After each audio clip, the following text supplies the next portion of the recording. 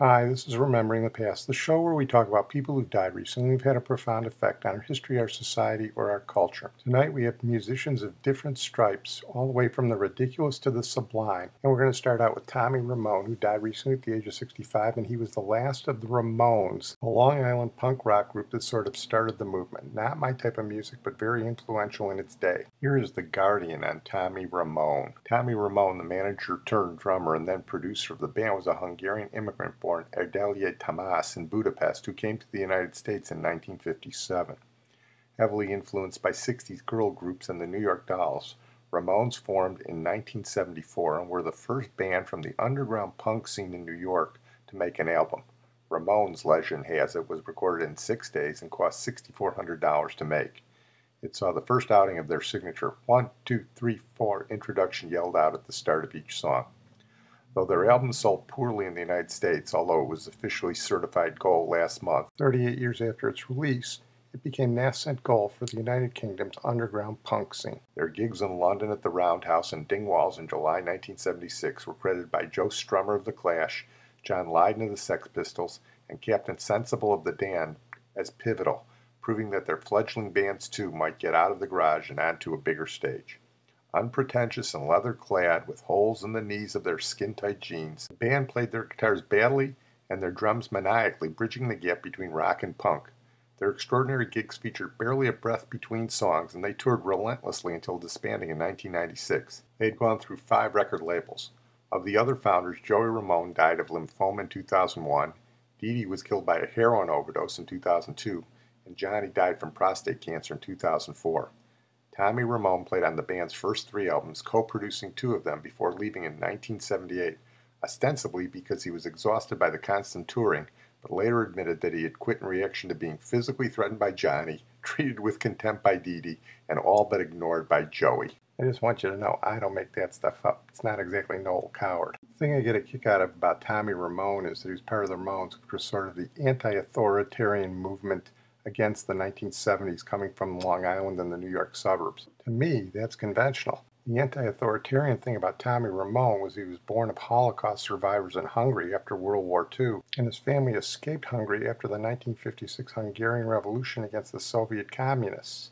Now that's anti-authoritarian. Here's a little bit of classic Ramones with Rockaway Beach, written by Tommy Ramone. 1, 2, 3, 4.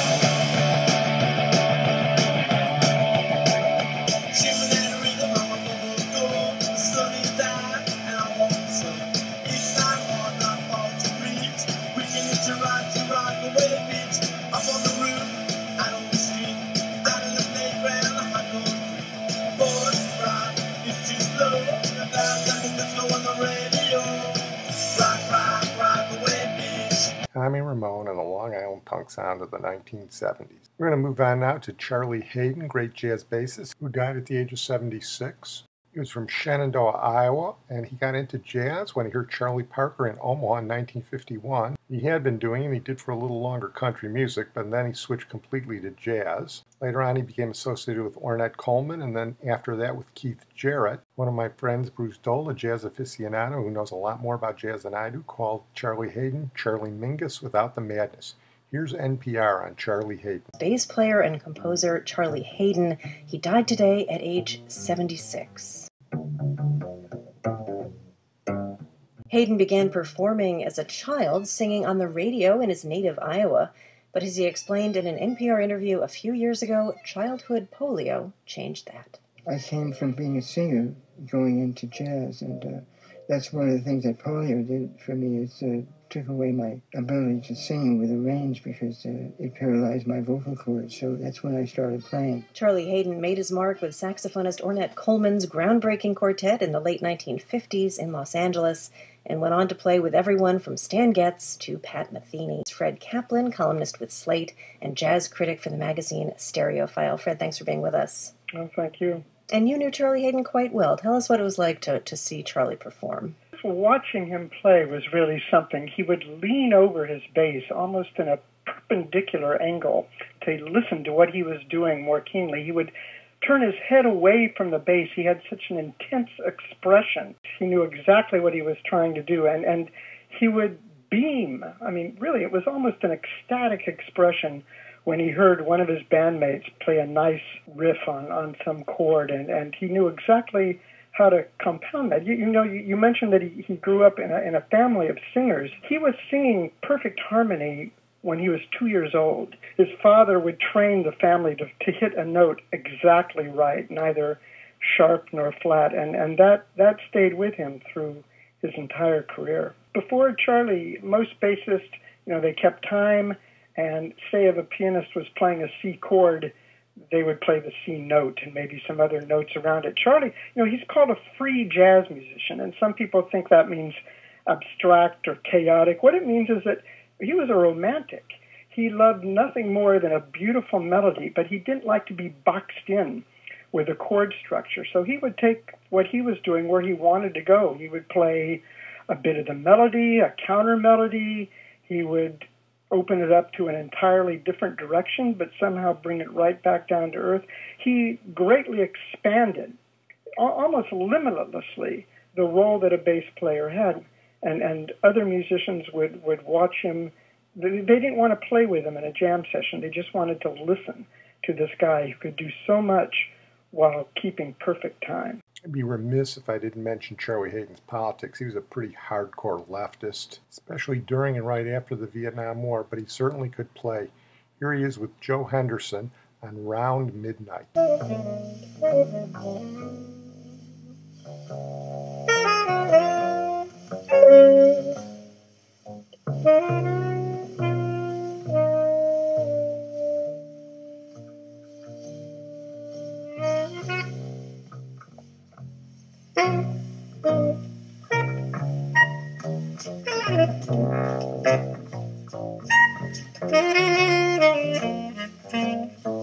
Well, we're going to move on now to Lorin Maazel, who died recently at the age of 84, one of the great conductors of the second half of the 20th century. He typified the conductor as temperamental genius. He conducted all over the world. He conducted here in Chicago, the CSO, and at Ravinia. He took over the New York Philharmonic in 2001, amid consternation that he wasn't a good fit, but he actually restored the reputation of the New York Philharmonic. He was the music director of the Cleveland Symphony Orchestra, but he probably did his greatest work as the music director of the Pittsburgh Symphony Orchestra, and in Europe with international ensembles including the Bavarian Radio Orchestra, the Vienna State Opera, and the Munich Philharmonic. Here's an AP report on the death of Lorin Maazel. World-renowned conductor Lorin Maazel has died. He was 84 years old. Maazel was born in Paris on March 6, 1930, to American parents. By the age of 5, he was taking violin lessons. By age 7, he began learning to conduct. And 2 years later, at the age of 9, he was leading orchestras. Over the course of his life, he conducted more than 150 orchestras, also serving as music director for the New York Philharmonic, the Pittsburgh Symphony, and the Cleveland Orchestra, among others. In 2008, he made an unprecedented visit to North Korea with the New York Philharmonic, performing a concert that was broadcast on the regime's state TV. Maazel was also a composer. His first opera in 1984, based on George Orwell's novel, premiered at London's Royal Opera House. In recent years, he focused on mentoring younger generations, calling it more than a labor of love, a labor of joy. Well, not unlike a lot of prodigies, Lorin Maazel was not easy to work with as he got older, but here he explains his philosophy. Conductor, I feel that I was extremely fortunate in coming from a family that had no means, which obliged me to earn my own living in order to put myself through college, right? So I joined the Pittsburgh Symphony at the age of 18, being a very good fiddler, and put myself through night school. I earned money during the day and went to night school until, midnight every day. And in the process of which, I found myself having to learn how to follow. And it was an interregnum in Pittsburgh between music directors, 3 years, and we had the world's most famous guest conductors. And I learned my craft at the other end of other people's batons. Awesome. And I became a very, very good follower. And then I had years as first violin of a string quartet. And there's interaction with your colleagues. It's not quite sure who's following whom, and nor should one know. Even though the first violin is obviously theoretically in the leading position. So all this experience taught me how to follow. And then I put all of this to use later on, and I could also understand the psychology of those who follow, what it is that an orchestra musician wants really to have from a conductor. They're two very, very simplistic sounding rules, but very important. Conductors are there to conduct, not to make speeches. And two, they are there to give a beat that everybody can understand. It's as simple as that. So don't waste time with speeches, and keep time for the music. That's right. No choreography. Just do your job. Functional conducting. Obviously, there's a lot more to conducting and making music than that. But these are 2 points that I learned as a player. You know, when a conductor finally would appear on the podium who knew where the downbeat is and could communicate with clarity just what it is that he expected from each player, musically and technically, it was just like heaven. Well, as I said, there was a worry that he wouldn't get along at the New York Philharmonic, but those worries were dispelled pretty quickly. And here he is conducting the Philharmonic in one of my mother's favorite pieces, Saint-Saëns' Danse Macabre.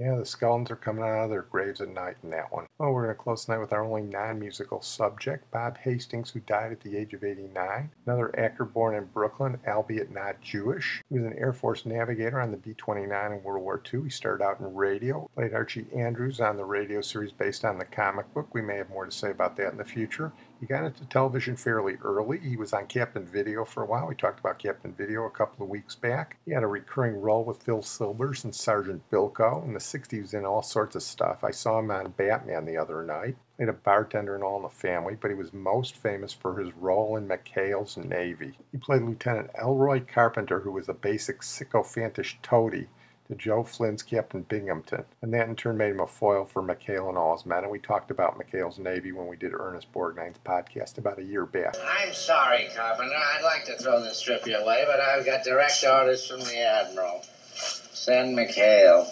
But, sir, I don't get it. Our boat has had an excellent record, and McHale, why, you won't even let him and that gang of wild men moor on the base. The Admiral wants to reward him for tracking down that chap's sub. But, Captain, we both know very well that McHale would never have spotted that sub if he hadn't been out on a moonlight cruise with those nurses. No, it seems the Admiral only judges by results. Hi, Captain. Lieutenant Commander McHale reporting, sir. Hi, copy. Nice of you to show up, McHale. I think you get the idea. Well, I'm going to close on that note. I want to thank my producer, Sid Tepps. Let's see, tonight we've had punk music, we've had jazz, and we've had classical.